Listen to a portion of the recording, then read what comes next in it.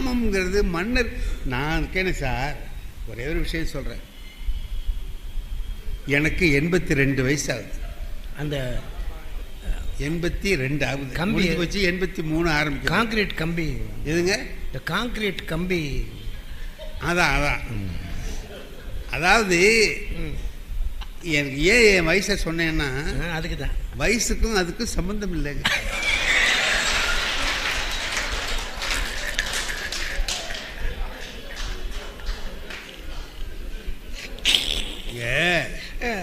வீட்டில் மாடியில் ஒரு ரூம் கட்டலாம்னு முடிவு பண்ணேன்.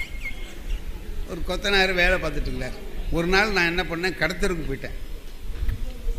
கடத்தருக்கு போனோன்னா நேரம் ஆயிடுச்சு. கடத்தருக்கு போனீங்க? கடத்தருக்கு போயிட்டு நேரம் ஆயிட்டு, 1 மணி ஆயிட்டு. திரும்பி வர்றதுக்கு அந்த வேலை பார்த்துக்கிட்டு இருந்த கொத்தனார் கீழே இறங்கி வந்து, எங்கேயா போனேன் இவ்வளவு நேரம்னு கேட்குறான்.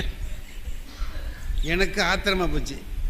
நீயா சொல்லணும் எனக்கு, என்ன கேட்குற? நான் எங்கே போனால் உனக்கு என்ன? இல்லையா 3 கம்பி வேணுயா, அது இல்லாமல் வேலை நின்று போயிருக்கு. உன் சம்பளம் தான், நீ தான் சம்பளம் கொடுக்க போகிற. வேலையே பார்க்கல காலையிலேருந்து, உன்னை தேடி தேடி பார்க்குறேன், காணும், இப்போ தான் வர்றேன். என்ன சரி, இப்போ என்ன செய்யணும்? 3 கம்பி வேணும். 10 mm கம்பியில் ஒரு 3 வேணும். 10 mm கம்பி 3 கம்பி வேணும். இது 3 வாங்கி எப்படி தூக்கிட்டு வர்றது? தட்டு ரிக்ஷாவில் போடுறதா? அது என்னென்னமோ யோசனை பண்ணிக்கிட்டு நான் போகிறேன். வந்தது வேற, வேர்த்து ஊற்றுது, மயக்கமாக இருக்கு. போய் அந்த 2 வீலர் அதில் போய் அப்படி திரும்பினேன். அந்த இடத்துல ஒரு கேள்வி, ஒரு 75 வயசு இருக்கும். ஏங்க நான் என்ன சொல்கிறேன், ஒரு கிழவின்னதுக்கே நீதிபதி இந்த சிரிப்பு சிரிக்கிறீங்களே, இன்னும் சிறு வயசாக இருந்தால் என்ன சிரிப்பு சிரிப்பீங்க? அது என்ன பண்ணுச்சு, ஐயான்னு. நான் கொஞ்சம் ஸ்லோ பண்ணி வண்டியை கிட்ட போனேன். என்னம்மா, உங்கள் பேச்சுனா எனக்கு ரொம்ப பிடிக்கும்னுச்சு. எனக்கு எப்படி இருக்கும், இப்போ கம்பி எப்படா வாங்குறது, எப்படி தூக்கிட்டு வர்றது, வெயில் வேர்த்து ஊற்றுதேன்னு நினச்சிட்டு இருக்கிற போது, இது வந்து உங்கள் பேச்சுனா ரொம்ப பிடிக்கும். ஆடா ஏமா நீ போமா அப்படின்ட்டு கிளம்புனேன். டக்குன்னு அந்த அம்மா ஒரு செய்தி சொல்லிச்சு பாருங்க, என்னை விட எங்கள் சித்ராவுக்கு உங்கள் பேச்சுனா உயிருன்னுச்சு. சித்ரா நான் வண்டி ஆஃப் பண்ணிட்டேன். நீங்க என்ன வண்டியே ஆஃப் ஆயிருச்சு? வயசு என்ன 82 75. ஒரு வசதி இல்லாதவன், ஒரு பெரிய அழகு இல்லாதவன், ஒன்றும் இல்லாதவன், இது எல்லாம் இருக்கிறவன் ராவணன். நம்ம 2 பேரையும் கம்பேர் பண்ணுங்க. அதுக்காக சொல்றேன். நான் சொன்னேன், உங்க வீடு எங்கம்மா இருக்குன்னு கேட்டேன். அது சொன்னிச்சே, இந்த ஒரு அடையாளம் சொன்னிச்சு, இங்கே போய் அப்படி போய் அப்படி போய் ஒரு 5 கிலோமீட்டர் போகணும்னு சொல்லுது.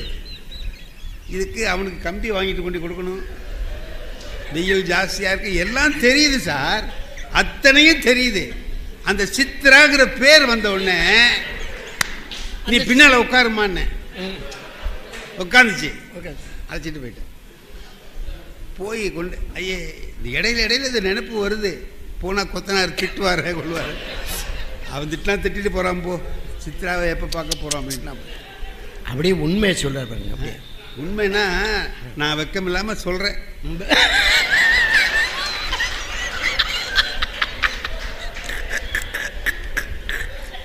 நான் வெக்கத்தோட கேட்டுக்கிறேன். இல்லை அவ்வளோதான் நம்ம சொல்லலாம். அதுக்கு மேலே என்ன ஆச்சு, போனேன். போய் அந்த வீட்டுக்கிட்ட போனோடனே அந்த அம்மா ஏறி முன்னாடி போச்சு. நான் பின்னாலே போய் பார்க்குறேன், ஒருத்தரை காணும். என்னடா வீட்டில்? ஆமாம், சித்ரான்னு சொன்னிச்சே, ஒன்றுத்தி இல்லையே அப்படின்ட்டு. அது சொன்னிச்சு அந்த அம்மா, உட்காருங்க சார், இந்த சித்ராவை அழைச்சிட்டு வந்துடுறேன், உட்காருங்க. சரின்னு பார்த்துட்டு போகலான்ட்டு உட்காந்து கிட்டக்கிட்டு சித்ரான்னு சத்தம் போட்டுக்கிட்டு உள்ளே போச்சு. போனது அங்கேருந்து அழைச்சிட்டு வருது சார் சித்ராவை. அதால் நடக்க முடியல. இப்படி கையை இப்படி கொடுத்து மெதுவாக தள்ளிட்டு வருது. கை தாங்கலாம், மெதுவாக நடக்குது. இதுவே தடுமாத்தம். அதான் இது போய் அதை தாங்கிட்டு வருதுன்னா எப்படி இருக்கும்னு பார்த்துக்கோங்க. கொண்டாந்து நாக்காளிக்கிட்ட கொண்டாந்து உட்கார வச்சு, அது உட்கார முடியல, பொத்துன்னு உழுவுது. சொன்னிச்சு, இதான் சித்ரா எங்கள் அக்கானுச்சு. நான் சொன்னேன் நல்லா பண்ணம்மா நீ விடு அப்படின்னு. இருங்க காப்பி சாப்பிட்டு போகலாம். காப்பி இப்பெல்லாம் வேணாம், இதே போதும் விடு, என்ன நான் போகிறேன் அப்படின்னு. டக்குன்னு அந்த சித்ரா சொல்லிச்சு பாருங்க, கொஞ்சம் இருங்க ஐயா, கொஞ்சம் இருங்க ஐயா, எங்கள் அத்தை சென்னையிலேருந்து வந்திருக்கு, அதுக்கும் உங்கள் பேச்சுனா ரொம்ப பிடிக்கும், குளிச்சுக்கிட்டு இருக்கு, இப்போ வந்துருவனுது, நீயே போதும்மா, உங்கள் அத்தை வேண்டாம். நான் என்ன சொல்கிறேன், எனக்கு வயசு 82 வயசு. 82. ஒரு ஆட்சி இல்லை, அதிகாரம் இல்லை, ஒன்றும் இல்லை. அவன்கிட்ட ஆட்சி இருக்குது, அதிகாரம் இருக்குது, அவன் சொன்னதை கேட்க ஆள் இருக்குது, அவ்வளவு இருக்குது. இந்த ஆசை அவனுக்கு வந்ததை போய் தப்புங்கிறீங்களே எப்படி? நான் என்ன சொல்ல, ஒரு ராஜா என்ன செய்யணும், மக்களை நல்லா ஆட்சி செய்யணும், செஞ்சானா இல்லையா? சரி, இது என்னடா, இது ஒரு சும்மா இடையில உள்ள ஒரு பொழுதுபோக்கு, அவ்வளவுதான். அதுக்கு போய் நீங்கள் இவ்வளோ பெரிய குற்றம்னு சொல்கிறது என்னால் ஒத்துக்க முடியல. அப்படி அவனை வந்து குற்றம்னு சொன்னீங்கன்னா ஒரு ஊரில் 50 பேர் இந்த குற்றத்துக்கு ஆட்படுவாங்க. முடிஞ்சு போன கதைக்கு அவன் செத்தான் இவன் செத்தான்னு வரிசையாக சொல்ல, எல்லாரும் செத்து போயிட்டான்னு சொல்ல வேண்டியதானே? எல்லாரும் செத்துட்டான், அதான் உண்மை. ஆமாம், அவன் செத்தானே, அப்போ என்னாச்சு? போர்னா அப்படிதாம்மா சாவான். போர்னா எல்லாரும் வாழ்ந்துக்கிட்டு இருக்க மாட்டான், எல்லாரும் போய் போய் சாவான். ராவணனே செத்து போயிட்டான், அப்புறம் அவன் செத்தான் இவன் செத்தான்னு, ராவணனே இறந்து போயிட்டான்ல. அப்புறம் இந்திரஜித்து செத்தானே, அது பண்ணான். அதிகாயனுக்கு ஏன் பேர், அதிகாயனுக்கு ஏன் பேர் வச்சேன்னு கேட்குறான் ராவணங்கிட்ட. ஏன் இவனுக்கு அதிகாயன்னு பேர் வச்சேன்னு. ராவணன் அதுக்கு என்ன தெரியுமா, பிரிதோர் இந்திரன் இன்மையால் பேர் அதிகாயன்னா. இன்னொரு இந்திரன் இருந்தால் இவன் இந்திரஜித்து 2ன்னா இருப்பான். இந்திரஜித்து 2 ஒரு இந்திரன் தானடா இருந்தான், என் மகன் ஒருத்தன் ஜெயிச்சுட்டான், இன்னொரு இந்திரன் இருந்திருந்தா இவனும் ஜெயிச்சிருப்பான். பிரிதோர் இந்திரன் இன்மையால் பேர் அதிகாயன். ஒவ்வொருத்தரையா செத்து போயிட்டாங்களே, எல்லாரும் செத்துட்டாங்களே, போர்க்களத்தில் ஒப்பாரி வைக்கக்கூடாது, போர்க்களத்தில் ஒப்பாரி வைக்கக்கூடாது. அவன் ராவன் இவன் அனுமன் இவன் கும்பகர்ணன் சொன்னான், விதி நின்றது பிடர் பிடித்து உந்துகின்றது, பொன்றுவன் பொன்றினால் புலன்கொள் தோழியை நன்றன நாயக விடு. இது சொல்கிறான்ல, யார் சொல்கிறா? கும்பகர்ணன் சொல்கிறான். இப்போ இவன் என்ன பண்ணுறான், சொல்லிட்டு சண்டைக்கு போகாமல இருந்தான். கும்பகர்ணன் சொன்னான், விதி நான் என்ன அனுப்புது, நான் வந்து எதுக்கு போகிறேன்னு தெரியுமா, சாவறதுக்காக போகிறேங்கிறான். பொன்றுவன் அழிவேன், பொன்றினால் நான் செத்துட்டேன்னா நீ இவளை விட்டுட்டு சௌரியமாயிரு அப்படின்னு சொல்லி சொல்கிறான். அதாவது என்ன சொல்கிறான் அவன், திருடனுலாம் என்ன செய்வானுவோன்னு கேட்டிங்கன்னா, கண்ணை வச்சு போவானுவான். அந்த காலத்தில் கண்ணை வச்சிருவான், ஓட்டை விட்டுருவான், அதுக்குள்ளே நுழையணும்ல. வீட்டுக்குள்ளே உள்ளவன் முழிச்சிக்கிட்டு இருக்கானா தூங்குறானான்னு எப்படி தெரியும்? ஒரு கால் முழிச்சிக்கிட்டு இருந்தானா இவன் உள்ளே போனோன்னு பிடிச்சி கட்டி போட்டு அடிச்சிட்டான்னா, அதுக்காக என்ன செய்வான், ஓட்டை விட்டதுக்கு அப்புறம் டக்குன்னு அவன் நுழைய மாட்டான். ஒரு குச்சியில் கறி பானை இருக்கு பாருங்க, அதை கோத்து உள்ளே விடுவான். தலை வர்ற மாதிரி தெரியும் கணங்கரேன்னு இருட்டில். அங்கே இருக்கிறவன் ஆள் வாங்கிட்டான்டான்னு ஓங்கி அடிப்பான், பானை உடஞ்சவனே இவன் ஓடிடுவான்.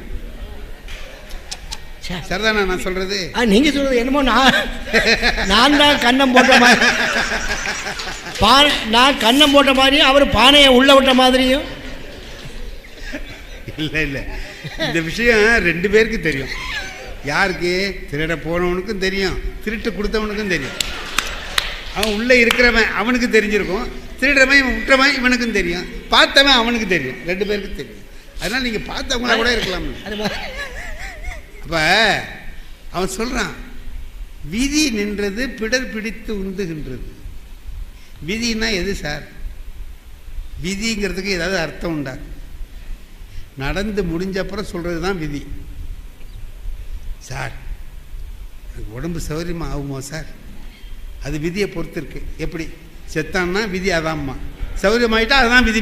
இவன் ஒன்றும் சொல்ல மாட்டான், விதின்னு ஒன்றும் கிடையாது, எது நடக்குதோ அது விதி இல்லையா? அதானே விதிங்கிறது. எங்கள் வீட்டில் கிளவி செத்து போச்சு சார், 107 வயசு அதுக்கு. சாகிற போது யாருக்காவது வருத்தம் இருக்குமா? இருந்துச்சு. 107 வயசில் ஒரு கிளவி செத்தா வீட்டில் யாருக்காவது வருத்தம் இருக்குமா? ஒரு 20 வருஷமாக அது போட்டு படாத பாடுபடுத்தி போய் சேர்ந்தது. அப்பாடா முடிஞ்சதுடா கிழவிக்கும் விடுதலை, நமக்கும் விடுதலை, பாடுபட்டவங்களுக்கும் ஒரு விடுதலை இல்லையா? எல்லாம் முடிஞ்சு போச்சு. எங்கள் சொந்தக்காரன்லாம் வந்திருந்தவன்லாம் என்ன பண்ணுறான், 2 நாள் கழித்து உட்காந்து பேசுகிறான். நான் முடிஞ்சதுக்கு பிறகு எல்லாம் முடிஞ்சு போச்சு. இப்போது யாராவது ஒருத்தர் வீட்டில் இருக்கணும். ஏன்னா துக்கம் கண்டுக்க சில பேர் வருவாங்க, 2 நாள் 4 நாள் கழித்து வருவாங்க. அவங்களுக்கெல்லாம் செய்தி சொல்கிறதுக்கு ஒரு ஆள் இருக்கணும். யார் இருக்கிறது? எல்லோரும் 2 நாள் 4 நாள் லீவ் போட்டு வந்திருக்காங்க, போயிட்டாங்க. அப்போ ஒருத்தர் எங்கள் சித்தப்பா சொன்னார், நீ இருடான்னாரு. என்ன, நாங்கள்லாம் ஊருக்கு போகிறோம், நீ இருன்னார். ஏன்பா நீங்கள்லாம் பெரியவங்க, நீங்கள் போகிறேங்கிறீங்க, என்ன இருக்க சொல்கிறீங்களே என்ன? அதுக்கு எங்கள் சித்தப்பா சொன்னார், அது வர்றவனுக்கெல்லாம் ஒரே செய்தி திரும்ப திரும்ப சொல்லணும், அது ஒன்னால தான் முடியும்னு சொன்னார். ஏன் அது என்ன, நான் அப்படி சொல்கிற ஆளான்னு. அதைவிட 18 வருஷமாக ஒரே புத்தகத்தை பாடம் நடத்திட்டு இருக்கியா இல்லையா நீ? சரி, இப்போ என்னாச்சு, நான் இருக்கணும். அது என்ன ஆச்சுன்னு கேட்டிங்கன்னா, அது ஒரு பெரிய கலை. எங்கள் ஊர்லலாம் அப்படி, உங்கள் ஊரில் எப்படி எனக்கு தெரியாது. திண்ணையில் உட்காந்துருக்கணும், எதுக்கு வெத்தலை சீவல்லாம் வச்சு விபூதி பூசியிருக்கணும். அதாவது குளிச்சுட்டு வந்ததாக ஒரு அர்த்தம். இந்த விபூதியை நான் என்ன பண்ணுறதுன்னு கேட்டிங்கன்னா, கொஞ்சம் தண்ணியில் குழைச்சி பூசிட்டோம்னா ஒரு 4-5 நாளைக்கு தாங்கும். 4 நாள் ஓடும். ஒரு 4 நாளைக்கு ஒரு தடவை குளித்தா போதும். அது அப்படியே தள்ளிட்டு இருக்குது. நான் அந்த மாதிரி வச்சுக்கிட்டு உட்காந்துருவேன். அப்போ தான் ஃப்ரெஷ்ஷாக குளிச்சுட்டு வந்த மாதிரி இருக்கும். எங்கள் வீட்டிலேருந்து 4வது வீட்டில் ஒரு ஆள் இருக்கான் சார். அவன் அன்னைக்கே வந்திருக்கலாம்ல. அவன் 4 நாள் கழித்து வரான். வரும்போது எப்படி வர்றான்னு கேட்டிங்கன்னா, அதுதான் முடிச்சிடலாம், அதுக்குள்ளே முடிச்சிடலாம். வந்தால் ஒரு துண்டை எடுத்து வாயில் வச்சுக்கிறான் சார். அது எதுக்கு துண்டு வச்சானுவோன்னு எனக்கு அது வரைக்கும் தெரியாது. அன்றைக்கி தான் துண்டை வச்சுக்கிட்டு, தம்பின்னா வாங்கண்ணே பாட்டி, அவனுக்கு செத்தது யாருன்னே இன்னும் தெரியல, பாட்டி தானான்னு கேட்குறான். பாட்டி தான் உட்காருங்க, தாத்தா பாட்டி தான் உட்காருங்க. அடுத்த கேள்வி கேட்பான். என்ன கேட்குறான்னா, ஏன் என்ன பண்ணுச்சும்மா, என்ன பண்ணுச்சுன்னா, 107க்கு ஏதாவது பண்ணணுமா? 107 ஆனதே காரணம்தான். இவன் என்ன கேட்குறான், என்ன பண்ணிச்சுங்கிறான். இப்போ இவனுக்காக நம்ம ஏதாவது சொல்லி ஆகணும் இல்லையா? அதோட நான் சொன்னேன், இந்த பக்கம் வலிக்குதுன்னு சொன்னிச்சு. சும்மா நானாக சொல்கிறேன், இந்த பக்கம் வலிக்குதுன்னு சொன்னிச்சு. எங்கள் ஊரில் ஒரு டாக்டர் இருந்தேன், அவர்கிட்டலாம் கொண்டு காமிச்சாச்சுன்னு. அதுதான் விதிங்கிறது.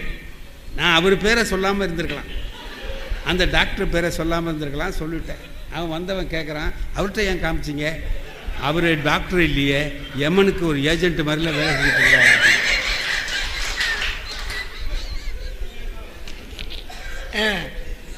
நான் அதுக்கு நம்ம என்ன பண்ணுறது, என்னமோ பண்ணிட்டான், தெரியாதனமா இவர் பேரை சொல்லிட்டோமேன்னுட்டு. ஏங்க அவருக்கு என்னன்னா, எமனுக்கு ஏஜென்ட்டுக்கு. அப்போ நீங்கள் வேறு என்ன செய்யலாம்னு சொல்கிறீங்க? 107 இங்கே வலிக்குதுங்குது, நம்ம என்ன செய்யலாம்னு நீங்கள் சொல்கிறீங்க? ஏன்னா அடுத்த ஆளுக்கு சொல்லலாமேன்னு நான் கேட்குறேன். அவன் சொல்கிறான், தஞ்சாவூர் கொண்டு காட்டியிருக்க வேண்டியதானே. தஞ்சாவூருக்கு அழைச்சிட்டு போய் எதை 107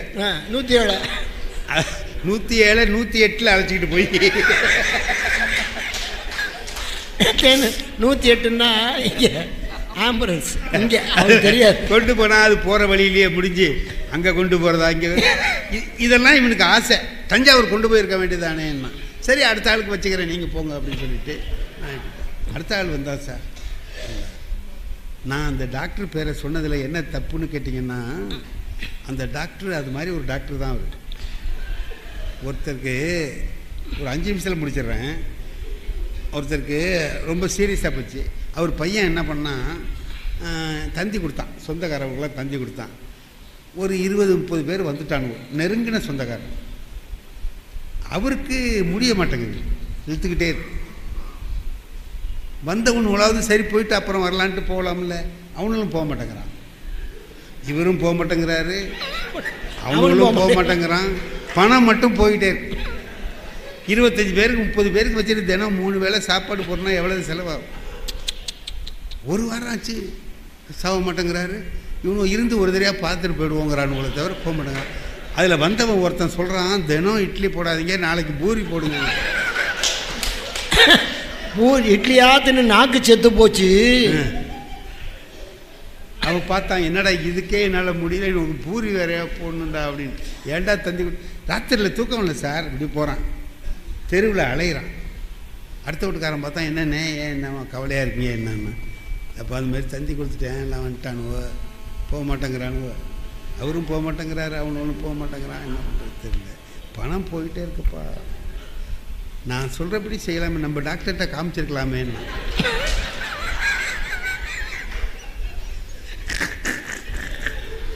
ராவண அவன் கேட்டான், காமிச்சா உடனே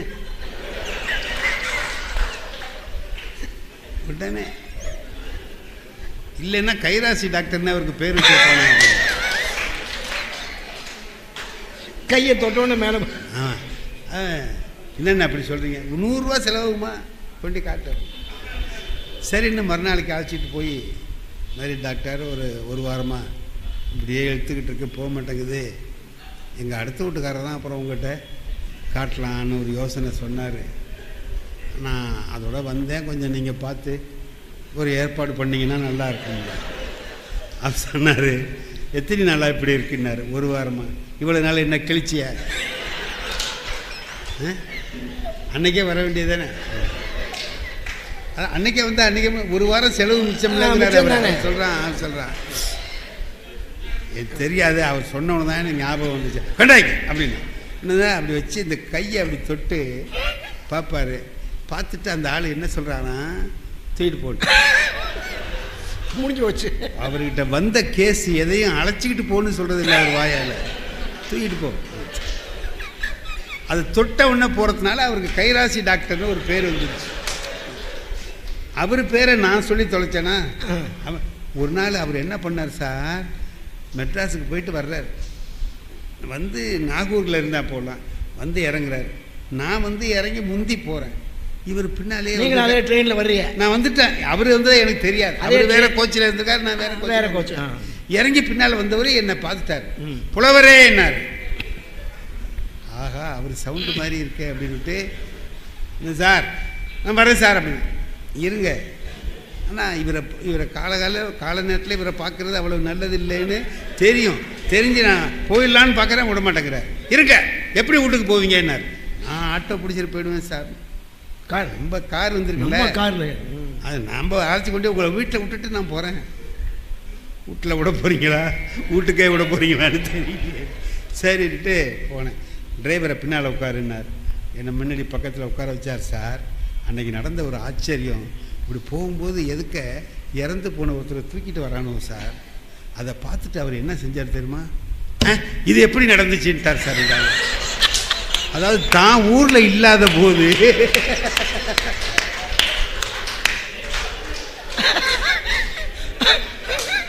நான் சொன்னேன், போனா போது விடுங்க சார், வேற எவனா அந்த வேலையை பார்த்துக்காம இப்படி இருந்ததா. இப்படி எல்லாரும் வர்றவன் பூரா என்ன பண்றான் சார், நான் சொல்றேன் அதுக்கு ஒரு மறு கேள்வி கேட்குறான் சார், ஏன் அதை செய்யல. இப்போ அவன் கேட்கறதெல்லாம் பார்த்தா எனக்கு எப்படி இருக்குன்னு கேட்டா, பாட்டி செத்ததுக்கு துக்கம் கண்டு வந்த மாதிரி இல்லை, அந்த பாட்டியை நான் ஏதோ கொலை பண்ணிட்டது மாதிரியும், அதுக்கு இவனெல்லாம் நீதி விசாரணைக்கு வந்தவன் மாதிரி கேள்வி கேட்டான். அடுத்தபடி ஒருத்தன் வந்தான், தம்பின்னா. அதே துண்டு வச்சுக்கிறது எதுக்குன்னு நான் அப்போ தான் சார் கண்டுபிடிச்சேன். 107 செத்து போனதுக்கு எனக்கே வருத்தம் இல்லை, அவனுக்கு வருத்தமாக இருக்கும். ஆனால் துண்டு வச்சுக்கிட்டு வருத்தமாக இருக்கிறது மாதிரி பாட்டினா அப்படின்னு சொன்னால் துயரமாக இருக்கிற மாதிரி நடிக்கிறான். இடையிலேயே சிரிப்பு வந்தாலும் வரலாம், தெரியாமல் இருக்கட்டுங்கிறதுக்காக தான் துண்டை வச்சு மறைச்சிக்கிறாங்கிறது எனக்கு அன்றைக்கி தான் நான் கண்டுபிடிச்சேன் அந்த விஷயத்தை. அப்புறம் அடுத்தபடி ஒருத்தன் வந்தான், தம்பி பாட்டினா. பாட்டி தான் உட்கார். என்ன பண்ணிச்சுன்னா, ஒன்றும் பண்ணலைன்னு. அப்புறம் அவனுக்கு மேற்கொண்டு என்ன பேசுறேன்னு தெரியல. அப்புறம் நான் விதி முடிஞ்சு போச்சு, அவ்வளோதான், அது சரிதான் விடுங்கன்ட்டான். சார், எது சொன்னாலும் கேள்வி கேட்டானே, விதி சொன்னா கேள்வி கேட்டானோ இல்லை, அதுதான் அவன் சொல்றான். அதை சொன்னாயா, அதைத்தான் கும்பகர்ணன் சொல்றான், விதிடான்.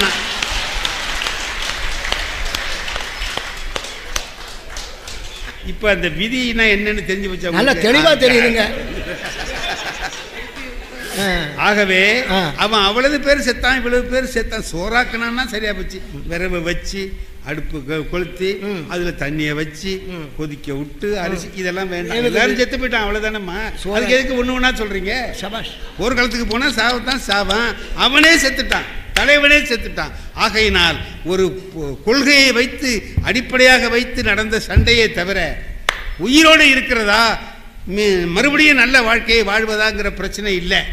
கொள்கையில் நிற்பதா இல்லையா? கொள்கையில நின்றான், செத்தான், அவன்தான் ராவணன் என்பதை சொல்லி அமைகிறேன். நன்றி.